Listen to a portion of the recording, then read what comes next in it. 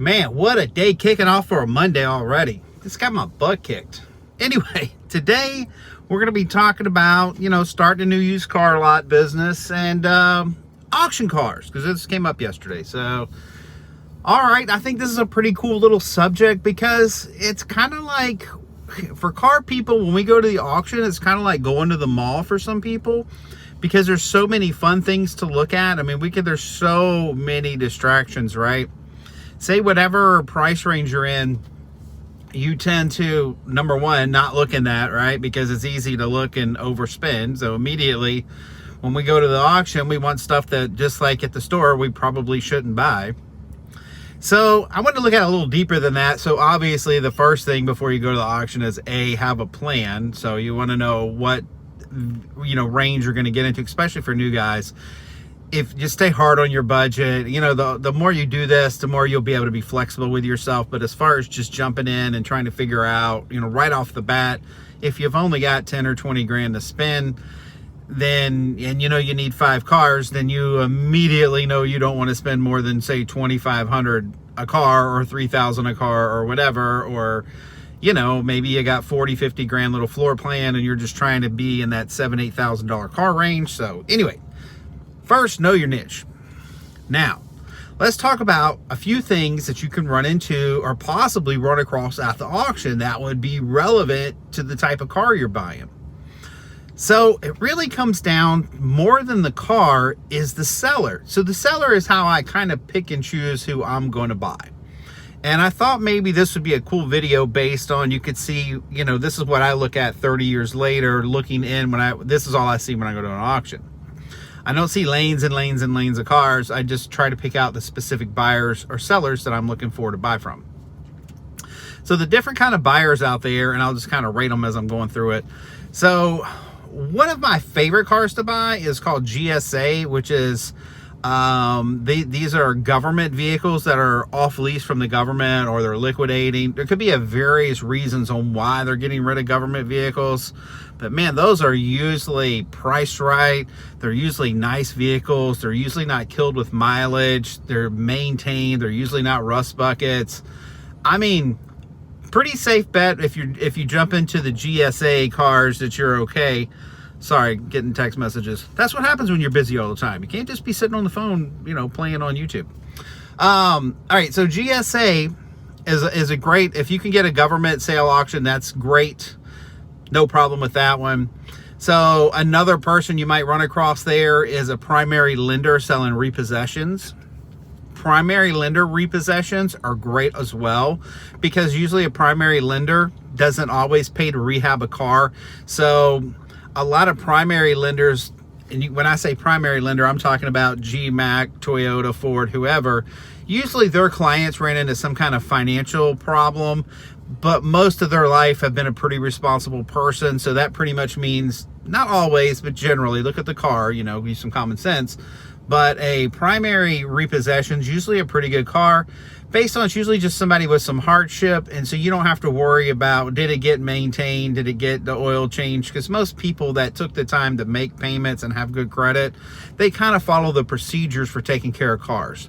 So a primary lender repossession is a good thing. Now, let's talk about secondary lender repossessions. Those generally are horrible, and let me tell you why. People that get into secondary, not everybody, these are all generalities. So if you get into a secondary lending situation where you're buying their repossessions, you got to look at the client that's letting the car get repossessed. Most people that's getting primary, they need it. They're desperate for their vehicle for work. Those are hardworking people 9 out of 10 times, and the only reason they won't pay to keep that car is because of cataclysmic problems. Transmission went out, got a rod knock-in, slip, rear end. There's usually something about that that's keeping them from being able to use that vehicle, and they don't have the money. Like a primary lender guy can probably put something on his credit card for a while till he gets bankrupt and fix his shit. But the guy on the secondary lender, he doesn't have that option. So when stuff gets expensive on secondary, they have to bail. So that's your first sign. So a secondary lender, TransSouth, any of those people, there's a gazillion of them, but you know, if it has some kind of funny name you never heard of and the word financial after it, it's probably a secondary lender. Just throwing that out there. Probably shit can it. Next, the next type of person you're going to find out, now this is illegal in some states, but a lot of states have the title loans, like Virginia has title loans. That's what I say about title loans. So title loans are horrid. They're horrid lenders. So they take people who literally have nothing. They have a $500 vehicle or $800 vehicle, and they loan these people this money, and they charge them 30%, not APR, interest, like per month, like a pawn shop does. Like, these people are below. So you're dealing with the most desperate of people, right? They've got a little bit of something. It's almost like a bad omen to buy from them. Not saying you couldn't make some money from it. I would be highly skeptical of a tote-to-note play. I'm not tote-to-note. A title loan place, because they, generally speaking, there's nothing there. I mean, they've already sucked the blood out of the poor guy, couldn't fix whatever was wrong with it. It's just usually a bad thing. Now, is it worth taking a look at? All these are worth taking a look at. I'm just saying, generally, if I had 2 lanes running, am I going to the primary lender or am I going to the title loan? I'm going to the primary lender. Obviously, if the one is the only one running, okay, you got my attention for a couple minutes. All right, so now let's talk about dealers, because dealers are also a source of vehicles. So we have, and other companies out there like Enterprise. I bought a lot of cars off Enterprise, but these are kind of late models. Most people starting out are not going to be buying late models, so we'll just skip that. Like, if you're getting into drip cars, which is the daily rentals and all that, that's a whole different ball game, a different level. This isn't what we're talking about here. People on this video right now are not even going to be aware of that, so it doesn't even matter.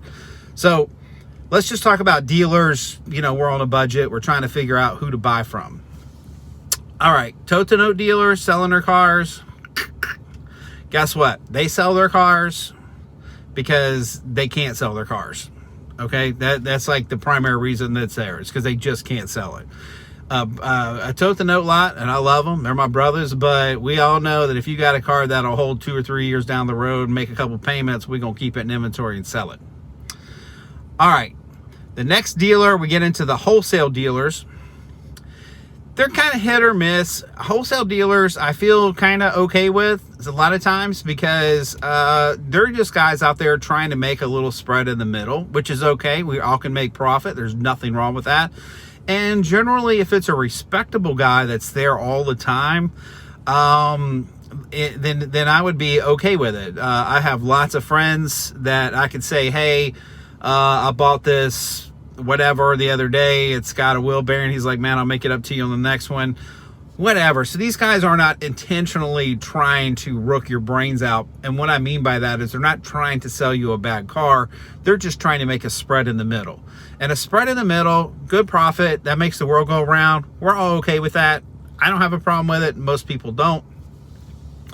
The next type of seller that you would run across out there that's going to be good is the new car franchise. So that's really that's the holy grail of used cars. So if you want, and there's different versions, like some new car dealers have really got it down to where they're like, they're trying to bring cars in and they're trying to prep them before they go through the block, so they bring a little more money, so they go have them detailed, cleaned, and this, that, and the other. Usually those will cost you a little more. Not necessarily a bad thing, but I mean, of course, it will save you time if they've already cleaned it and stuff. But the real primary sweet deal would be a car that got traded in on Friday, you know, 100,000 miles something. Dealer thought it's worth $2 or $3 grand. We feel like it'd probably sell for $5-6 grand, and after auction fees, you can relay it in for $3,500. Like that's the holy grail. This isn't a car that's ate up with rust with the front end knocked off of it. This is a car you can hit the key, drive like your parents had drove it for the last 10 years. You get what I'm saying? Like a nice car, just wasn't cleaned up and ready to go. So that to me is the prime, like that is the shindizzle.